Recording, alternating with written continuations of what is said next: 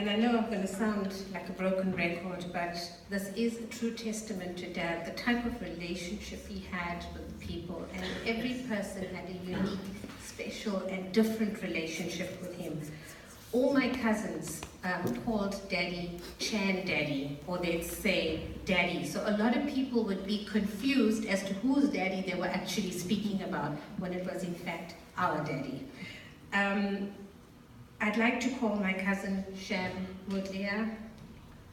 Come and tell us about your Chan Daddy.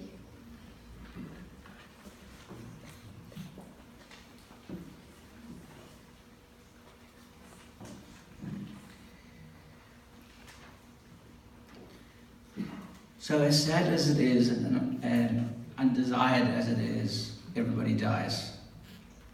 The thing is, not everybody lives. And that's one thing we can say about Chan Daddy. He lived life to the absolute fullest. No matter the circumstances, whether rich or poor, and in sickness and in health, there was one thing that he always did. It made the most of life, and he lived it to the fullest. Like many have said, he was a living legend. He was not perfect. None of us are. He knew that about himself, as he did about each of us. And he accepted us as he accepted that in himself. I think that one of his most endearing qualities was how he made us feel about ourselves. He lived life on his own terms, as you all know, but accepting of others in their right to do the same. He was my elder, and I respected him.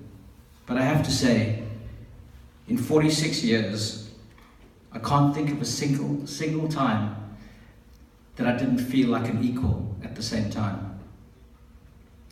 From the time we used to run away in Donata Avenue when he wasn't allowed to eat meat, and we'd buy little pieces of unspecified meat and eat it quietly in the car and say, shh, don't tell anyone, to the naughty times when I wasn't performing at school and he managed to bribe me to say, if you come out in the top 3, I'll buy you a BMX, which was the big thing back then. Of course I came third, because first would be overreaching. And he bought me the bike. And I think it's a common thing if you speak to people today, that there was this element of him never judging, and being there for you, whether you did well or badly. Always, you knew that he wasn't holding back, that he accepted you, how you are. And all the way to his 80th birthday, when I took him a blow-up doll for his present, not once did he flinch, but he let us sit down beside her and join us for the meal. That was Chan. I think he had a certain sweet spot for the outsiders, for the free thinkers and the critical minds. And I think this came from his real yearning to understand people and to know what was going on in his environment. I love the fact that he had such a motley crew of friends and acquaintances over his lifetime. And when I say motley, I mean most of you. But I'm convinced that it wasn't just his charisma that drew people towards him. He saw things in people that most wouldn't. And people felt that. They felt that he was connecting to their true essence. And in turn, they gave him his loyalty. I don't know if many of you can remember the times at the restaurant. There was this particular character called Angel. That was his name. He was such a character, and he'd work for Chan, and then he'd steal, and then Chan would fight with him, and then he'd say, sorry, Chan, and Chan would take him back, and they would be in this cycle the whole time, for years. But they had this loyalty and this friendship and accepting of each other.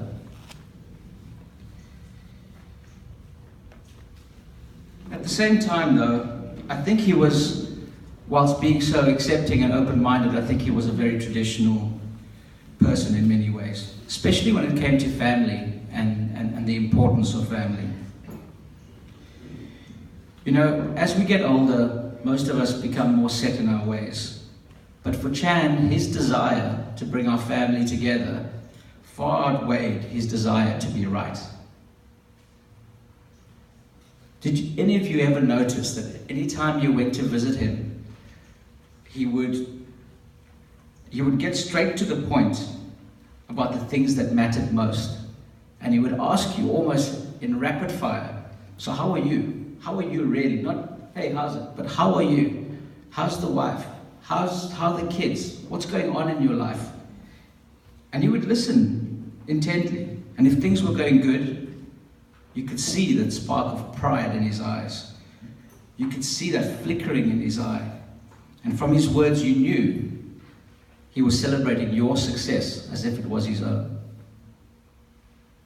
And if things were tough, his empathy came from a place of true understanding that in life sometimes things don't work out as you'd like them to. And from that understanding, he inspired you to accept things as they were as well, without judging. And so finally, as we celebrate Chan's life today, the greatest thing you could do in his honor is to truly come together, leave the past behind, and go forth and live life on your own terms. But know this, if you don't succeed, Chan will be looking down from high up and accepting you just as you are. Thank you.